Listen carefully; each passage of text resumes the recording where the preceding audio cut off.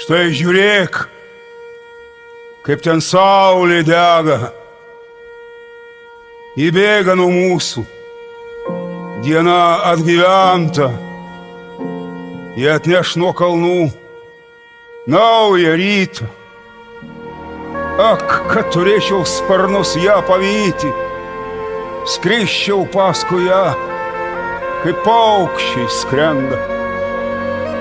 Regėčiau nuolat besileidžiančią saulę horizonte, nuolat po kojom sidabro upes ir kalnus liepsnojant.